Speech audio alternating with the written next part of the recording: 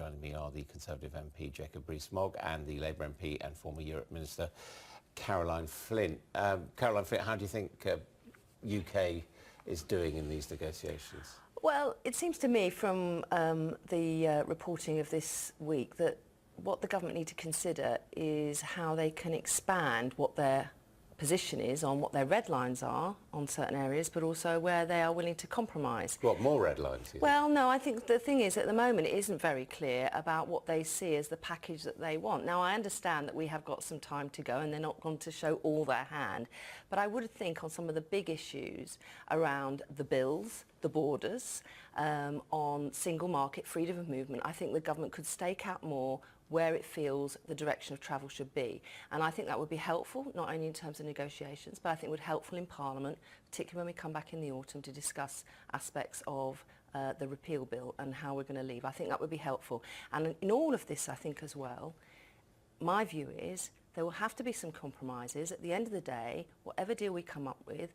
won't please all the Remainers, won't please all the Leavers, but have to be done in a way that we can plan the way we're going to pursue this, both before that final deadline, but also post-Brexit, about taking up opportunities that might exist for us to do outside of the European Union that we can't do now. So I think greater certainty, greater clarity, some element of idea about the compromise would be helpful. And finally, I would say, Adam, is that they could possibly think about putting someone like Keir Starmer on the negotiating team, because I think that actually would be quite helpful too. Jacob Rees-Mogg, we're very clear where you stand on the issue of Brexit. Do you think we are clear enough on where the government stands? I think so, but you can't lay out all your cards early in a negotiation. I very much agree with Caroline's analysis. I think a lot of it's absolutely right. I accept that there will be compromises. There will be bits at the end of it that I think are not what I wanted. There will be bits that people who voted Remain don't like at all because we're leaving the European Union. But what you need to do within a negotiation is keep your cards close to your chest. And what I've been hearing is that things this week have gone very well, that they're close to agreement on Northern Ireland. They're not a million miles away from agreement on citizens' rights. The big and difficult issue is money.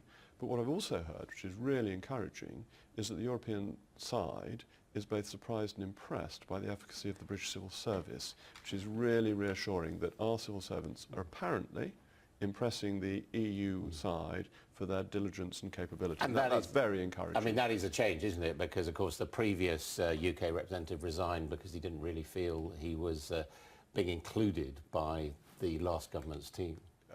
Vanitas vanitatum et omnia vanitas, I think is all I can say to him. But I think there is now, from what I hear, a really good team in place, and that they're doing a good job and they're on top of the detail. And in fact, they're asking the EU counterparts questions that the EU counterparts haven't thought about. And that puts us in a good position for the negotiation. So what I've been hearing, and we'll know more later on, so what I'm hearing is only gossip at this stage, is that our team's had a really good week. But, you know, from their point of view, European Union's point of view, there is obviously balancing the books and being concerned about the budget. Is that an area where you think we've now got to say, look, we did enter into obligations, so it might be a more painful amount of money rather than telling them to go whistle, as Boris Johnson did? No, I think Boris Johnson is legally correct. There's a very good report by the House of Lords European Scrutiny Committee, which set out that if we leave without a deal, under EU, international and UK law, we owe no money. And that's a very good starting point. So for without a deal, is without a deal, that's right. So then you're saying, what is it in our interest to pay to get certain other elements that we want? But their starting negotiation position from the EU point of view is they have no legal basis for demanding these payments. No, but they're saying that is the gateway to getting a deal, and you want a deal, don't you? Or would you like no deal? They're saying a moral obligation. But a moral obligation ranks for less than a legal obligation. No, but they're also saying that's how we can part as friends. I mean, what's your personal view? I mean, we have entered into obligations, haven't we? The obligations cease on the day we leave the European Union. That's completely clear. Even for programmes which are continuing to run? If we want to maintain part of specific programmes, that's clearly different. The Erasmus programme, the Horizon 2020 programme, I have no difficulty with us continuing to contribute to those. There is then a negotiation on what Brexit looks like, and if money oils the wheels, we have it, they want it, but we should make sure we get a great deal in return for that. What do you think about this divorce bill, as it's called? Well, I mean, that's always the important thing often at the end of marriages to sort out, and often the most difficult part to sort out as well. But there will be trade-offs. I think that's the thing as well. And I do think in all of this, the public, on one level, I think, Adam, the public are probably completely switched off from some of this, to be honest. But on the other level, I think the public also want to know what they should prepare for as well. And this will become more important as each week, month passes by and we get closer to that deadline, because although we've got the cut-off point in 2019, in March, the truth is by Christmas next year, we really need to have it sort of sealed. And the public do need to be prepared for what compromises might be taking place.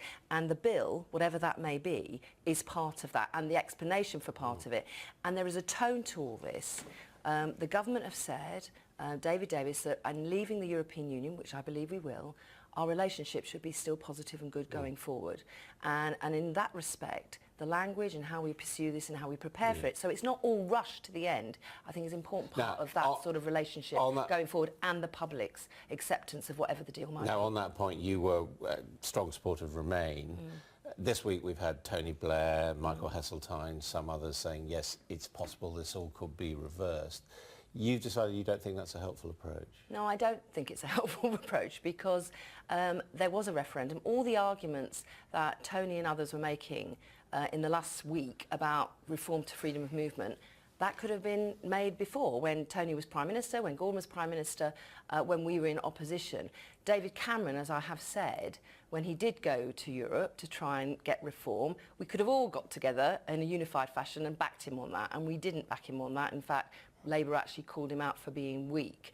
I think we have to focus on getting the best deal. That will mean we're leaving. It is about the end of freedom movement. It is about jobs. And I think in the country's interests, actually in terms of cross-party working, and I said this in my Queen's Speech debate, actually inviting someone like Keir Starmer to be part of the team would actually be a really positive way forward. Well, let's put that to Jacob Rees-Mogg. But first of all, I mean, do you think there's any chance this could be reversed? I mean, we are getting serious politicians saying they see an opportunity, if you like.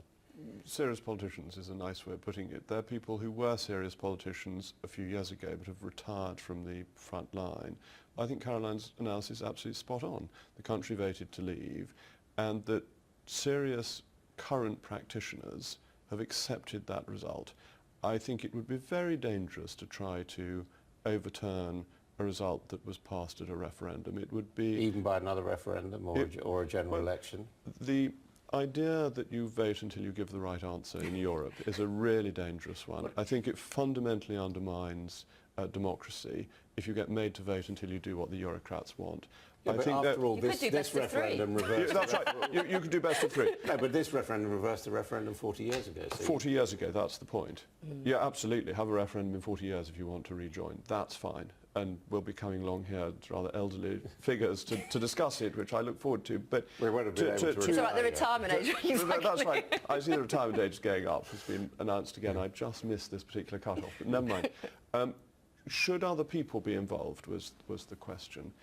It's very hard to do in our political system. It's an attractive idea theoretically, but we have such an adversarial system that it's quite hard to have Sir Keir Starmer in the negotiations, and then you have Dexu questions in the Commons 3 days later, and he's got to go hammer and tongs at David Davis on something that he's been on the inside of. And I'm not unattracted to the idea, but I think the practicalities are quite hard to overcome. How would you get around it? I just think this is one of the most important decisions the country's made for 40 years, as we just said, and it's going to have a long-term effect for probably another 40, 50 years.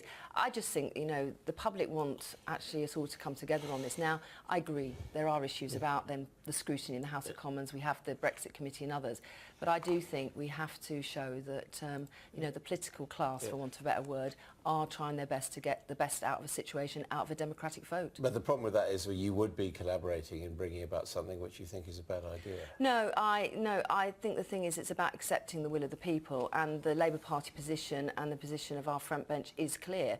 We accept we're leaving the European Union. We do have priorities around jobs and workers' rights, but also we know we have to get the best deal. And part of actually moving forward is thinking about, from a Labour perspective, what things we could offer differently being more in charge of some of the aspects of public life and policy that we currently don't have now. And we're almost not able to get onto that agenda because of the impasse we are at the moment in terms of getting the best we can out of our negotiations. But it's not going to be easy. And I do believe it was a democratic process, and I think a lot of Remain people actually also believe we should be getting on with it too. Okay, on that Thank you very note of agreement, thank you both very much indeed.